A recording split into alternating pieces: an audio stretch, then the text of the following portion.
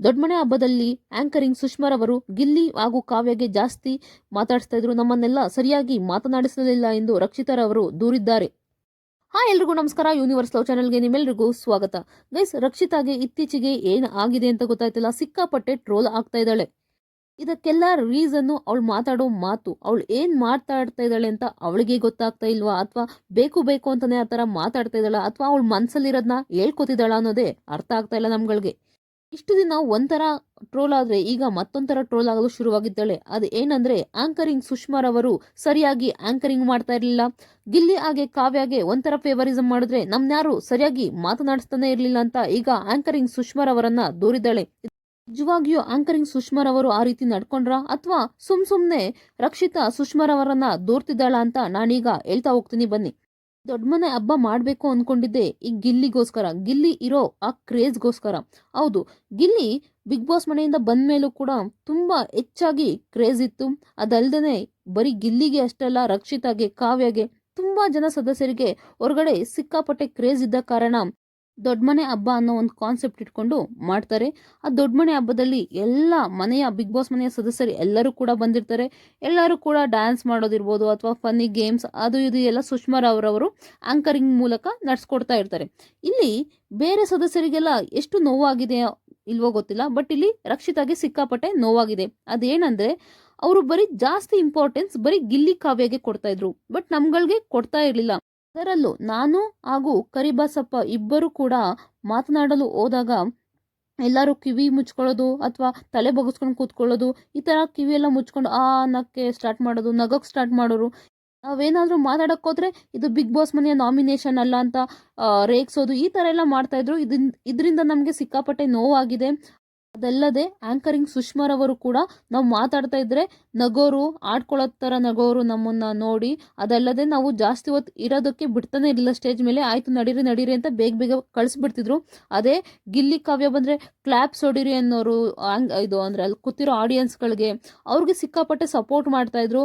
ಅವರು ತುಂಬಾ ಹೊತ್ತು ನಿಂತ್ಕೊಂಡು ಸ್ಟೇಜ್ ಮೇಲೆ ಮಾತಾಡೋರು. ಅವಾಗ ಸುಷ್ಮಾರವರು ಕೂಡ ಸುಮ್ಮನೆ ನಿಂತ್ಕೊಂಡಿರೋರು. ಬಟ್ ನಾವುಗಳು ಮಾತಾಡಕ್ ಹೋದಾಗ ಮೈಕ್ ಕಿತ್ಕೊಂಡು ಆಯ್ತು ಆಯ್ತು ಹೋಗಿ ಅಂತ ಕಳಿಸ್ಬಿಡೋರು. ಈ ತರ ಎಲ್ಲ ಸುಷ್ಮಾರವರು ಮಾಡ್ತಾ ಇದ್ರು. ನಂಗೆ ಸಿಕ್ಕಾಪಟ್ಟೆ ಬೇಜಾರಾಗಿದೆ ಅದರಿಂದ. ಹಾಗಂತ ರಕ್ಷಿತರವರು ಈಗ ಒಂದು ಇಂಟರ್ವ್ಯೂನಲ್ಲಿ ಹೇಳ್ಕೊಂಡಿದ್ದಾರೆ. ಬಟ್ ಇದು ಸತ್ಯನ ನಿಜನ ಅಂತ ನನ್ನ ಕೇಳಕ್ ಹೋದ್ರೆ 100% ಇದರ ಆಗಿದೆ. ನಾವು ಟಿವಿ ನೋಡಿದಾಗ ನಿಮ್ಗೆಲ್ಲ ಅನ್ಸಿರ್ಬೋದು. 100% ರಕ್ಷಿತಾ, ಕರಿಬಾಸಪ್ಪ ಅವರೆಲ್ಲ ಮಾತಾಡಕ್ ಹೋದಾಗ ಸ್ವಲ್ಪ ಇರಿಟೇಟಿಂಗ್ ಅಂತ ಎಲ್ಲ ಕಿವಿ ಮುಚ್ಕೊಳ್ಳೋದು, ನಗಾಡೋದು, ಈ ತರ ಎಲ್ಲ ಮಾಡ್ತಾ ಇದ್ರು. ಗಿಲ್ಲಿನೇ ನಾಮಿನೇಷನ್ ಎಲ್ಲ ಬಿಡು ಬಿಡು ಅಂತ ಮೈಕ್ ಕಿತ್ಕೊಳ್ಳೋದು, ಈ ರೀತಿ ಎಲ್ಲ ಗಿಲ್ಲಿ ಅವ್ರು ಕೂಡ ಮಾಡ್ತಾ ಇದ್ರು. ಕಾವ್ಯರವರು ಕೂಡ ನಗೋದು, ಆ ಥರ ಎಲ್ಲ ಮಾಡ್ತಾ ಇದ್ರು. ಅದು ಸ್ವಲ್ಪ ಅವ್ರಿಗೂ ಸ್ವಲ್ಪ ಮನ್ಸಿಗೆ ಬೇಜಾರಾಗಿದೆ. 100% ನಾವು ಕೂಡ ಯಾರು ಸ್ಟೇಜ್ ಮೇಲೆ ನಾವು ಮಾತಾಡ್ಬೇಕಾದ್ರೆ ಅಥವಾ ಬೇರೆ ಯಾರಾದರೂ ನಗ್ತಿದ್ರೆ ನಮಗೂ 100% ಮನ್ಸಿಗೆ ನೋವಾಗುತ್ತೆ. ಯಾಕಂದ್ರೆ ನಾವು ಕೂಡ ಮನುಷ್ಯರೇ. ಅದು ಸ್ವಲ್ಪ ಅವ್ಳಿಗೆ ಬೇಜಾರಾಗಿದೆ.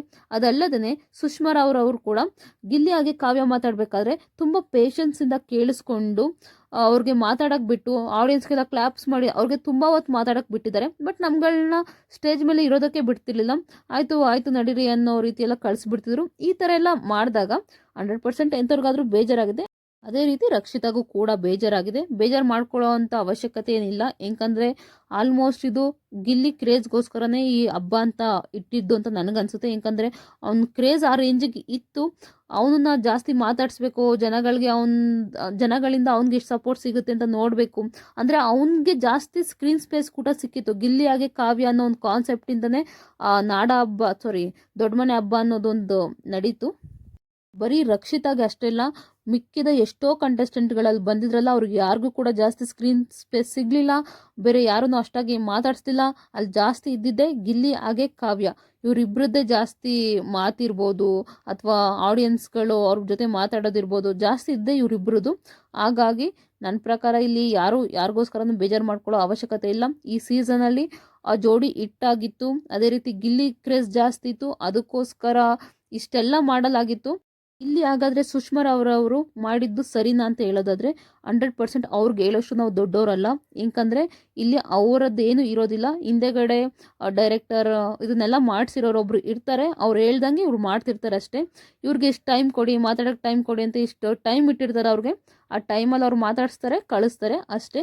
ಅವ್ರದ್ದೇನೋ ಆಂಕರಿಂಗ್ದೇನು ಅಲ್ಲಿ ನಾವು ಅವ್ರು ಸರಿ ತಪ್ಪು ಅಂತ ಹೇಳೋಕ್ಕಾಗೋದಿಲ್ಲ. ಹಿಂದೆಗಡೆ ಅವ್ರು ಏನು ಹೇಳ್ತಾರೋ ಅದನ್ನ ಬಂದು ಇಲ್ಲಿ ಮಾಡೋದಷ್ಟೇ ಅವ್ರ ಕರ್ತವ್ಯ ಆಗಿರುತ್ತೆ, ಅವ್ರ ಕೆಲಸ ಆಗಿರುತ್ತೆ. ಅದೇ ರೀತಿ ಇದರ ಬಗ್ಗೆ ನಿಮ್ಮ ಅನಿಸಿಕೆ ಏನು ಅಂತ ದಯವಿಟ್ಟು ಕಮೆಂಟ್ ಬಾಕ್ಸಲ್ಲಿ ಕಮೆಂಟ್ ಮಾಡಿ. ಪೂರ್ತಿ ವಿಡಿಯೋ ನೋಡಿದ್ದಕ್ಕಾಗಿ ಧನ್ಯವಾದಗಳು. ಇಲ್ಲಿ ರಕ್ಷಿತಾ ಸುಷ್ಮಾರವರನ್ನ ದೂರ್ತಿರೋದು ಸರಿನಾ ತಪ್ಪಾ ಅಂತ ಹೇಳಿದರೆ 100% ತಪ್ಪು. ಇಲ್ಲಿ ಯಾರನ್ನು ನಾವು ದೂರಕ್ಕಾಗೋದಿಲ್ಲ. ಇಲ್ಲಿ ರಕ್ಷಿತಾದು ಒಂದು ಒಳ್ಳೆ ಗುಣ ಅಂದ್ರೆ ಏನು ಗೊತ್ತಾ, ಬೇರೆ ಕಂಟೆಸ್ಟೆಂಟ್ಗಳಲ್ಲಿ ಮನಸ್ಸಲ್ಲೂ ಇರುತ್ತೆ, ಅಯ್ಯೋ ನಮಗೆ ಜಾಸ್ತಿ ಸ್ಕ್ರೀನ್ ಸ್ಪೇಸ್ ಸಿಗಲಿಲ್ಲ, ನಮ್ಮನ್ನು ಮಾತಾಡ್ತಾನೆ ಇಲ್ಲ, ಅವ್ರ ಮನಸ್ಸಲ್ಲೂ ಇರುತ್ತೆ. ಬಟ್ ಅವ್ರು ಹೇಳ್ಕೊಳಕ್ಕೆ ಹೋಗೋದಿಲ್ಲ. ಹೆಂಗಂದ್ರೆ ಇದು ನಮ್ಗೆ ಏನಾದ್ರು ಎಫೆಕ್ಟ್ ಆಗ್ಬೋದು ಅಥವಾ ನಮ್ಮ ಜರ್ನಿಗೆ ಎಫೆಕ್ಟ್ ಆಗ್ಬೋದೇನೋ, ಇವರೆಲ್ಲ ದೊಡ್ಡ ದೊಡ್ಡ ಇವ್ರುಗಳ ಹತ್ರ ನಾವು ಹೇಳ್ಕೊಂಡ್ರೆ ಅಥವಾ ನಾವು ಕೆಟ್ಟೋರಾಗಿ ಕಾಣಿಸ್ಕೊಳ್ತೀವಿ ಅನ್ನೋ ಒಂದು ಮನೋಭಾವ ಅವರಲ್ಲಿ ಇರುತ್ತೆ. ಅದಕ್ಕೋಸ್ಕರ ಅವ್ರು ಯಾರು ಹೇಳ್ಕೊಳ್ಳೋದಿಲ್ಲ. ಇವಳು ಒಂಥರ ಬಾಯಿ ಬಡ್ಕಿ ಥರ ಮನಸ್ಸಲ್ಲಿ ಏನು ಇಟ್ಕೊಳ್ಳೋದಿಲ್ಲ. ಇಲ್ಲಿ ಏನು ಬರುತ್ತೋ ಮನಸ್ಸಲ್ಲಿ ಅದನ್ನು ಬಾಯಲ್ಲಿ ಹೇಳ್ಬಿಡ್ತಾಳೆ. ಅದಕ್ಕೋಸ್ಕರನೇ ರಕ್ಷಿತಾ ಇಷ್ಟೋ ಜನಕ್ಕೆ ಇಷ್ಟ ಆಗಿರೋದು. ಈಗ ರಕ್ಷಿತನ ತುಂಬ ನೆಗೆಟಿವ್ ಆಗೆಲ್ಲ ಟ್ರೋಲ್ ಮಾಡ್ತಿದ್ದಾರೆ. ದಯವಿಟ್ಟು ಮಾಡಕ್ಕೆ ಹೋಗ್ಬೇಡಿ. ಯಾಕಂದರೆ ಅವಳು ಮನಸ್ಸಲ್ಲಿರೋದನ್ನ ಹೇಳಿದಾಳೆ. ಬಟ್ ತುಂಬ ಜನ ಮನಸ್ಸಲ್ಲಿ ಇಟ್ಕೊಂಡೆ ಕೊಳಿಸ್ತಿರ್ತಾರೆ. ನೋಡಿ, ಹೇಳಿ ಕೆಟ್ಟವರಾಗಿದ್ದಾರೆ ಅವಳು. ಇನ್ನು ಸ್ವಲ್ಪ ಜನ ಹೇಳಿಲ್ಲ, ಅವ್ರು ಕೆಟ್ಟವರಾಗಿಲ್ಲ, ಅವ್ರು ಒಳ್ಳೆಯವರಾಗಿದ್ದಾರೆ. ಇದೇ ನಮ್ಮ ಪ್ರಪಂಚ. ಹೇಳಿದ್ರೆ ಮನ್ಸಿಗೆ ಅನ್ಸಿದ್ನ ಹೇಳಿದ್ರೆ ಕೆಟ್ಟವರಾಗಿ ಹೋಗ್ತೀವಿ. ಇದೇ ಕಾರಣಕ್ಕೆ ಎಷ್ಟೋ ಜನಗಳು ಹೇಳ್ಬೇಕು ಅಂತ ಮನಸ್ಸಲ್ಲಿದ್ರು ಕೂಡ ಹೇಳೋದಿಲ್ಲ. ಯಾಕಂದರೆ ನಮ್ಮ ಈ ಪ್ರಪಂಚ ಕೆಟ್ಟವರಾಗಿ ಮಾಡ್ಬಿಡ್ತೀನಿ. ಯಾರನ್ನು ತುಂಬ ಹಚ್ಕೊಬಿಟ್ಟಿದ್ದೀರಾ, ಅವ್ರು ತುಂಬ ಕೆಟ್ಟವರು ಅಂತ ಬೇರೆಯವ್ರಿಗೆ ಗೊತ್ತಿರುತ್ತೆ. ನೀವು ಅವ್ರನ್ನ ತುಂಬ ಒಳ್ಳೆಯವರು ಅಂತ ನಂಬ್ಕೊಬಿಟ್ಟಿರ್ತೀರಾ. ಅಂದರೆ ಅವ್ರ ಬಗ್ಗೆ ಯಾರು ಗೊತ್ತಿರೋರು ಮಾತಾಡ್ಬಿಟ್ರೆ, ಏನು ಹಂಗೆ ಮಾತಾಡ್ಬಿಡ್ತೀಯ ಅಂತ ಆಲ್ರೆಡಿ ಅವ್ರನ್ನೇ ನೆಗೆಟಿವ್ ಆಗಿ ನೋಡೋಕೆ ಸ್ಟಾರ್ಟ್ ಮಾಡ್ಬಿಡ್ತೀರಾ. ಸೊ ಹಾಗಾಗಿ ಅವಳ ಮನಸ್ಸಲ್ಲಿರೋದನ್ನ ಅವಳು ಹೇಳ್ಕೊಂಡಿದ್ದಾಳೆ, ಅದು ತಪ್ಪಲ್ಲ. ತುಂಬ ಜನ ಮನಸ್ಸಲ್ಲಿ ಇರುತ್ತೆ, ಬಟ್ ಅವ್ರು ಹೇಳಿಲ್ಲ ಅಷ್ಟೇ. ಇದರ ಬಗ್ಗೆ ನಿಮ್ಮ ಅನಿಸಿಕೆ ಏನು ಅಂತ ದಯವಿಟ್ಟು ಕಮೆಂಟ್ ಬಾಕ್ಸಲ್ಲಿ ಕಮೆಂಟ್ ಮಾಡಿ. ಅವಳು ಹೇಳಿ ತಪ್ಪಾ ಸರಿನಾ ಅಂತ ಕಮೆಂಟ್ ಬಾಕ್ಸಲ್ಲಿ ಕಮೆಂಟ್ ಮಾಡಿ. ಪೂರ್ತಿ ವಿಡಿಯೋ ನೋಡೋದಕ್ಕಾಗಿ ಧನ್ಯವಾದಗಳು. Thank you so much.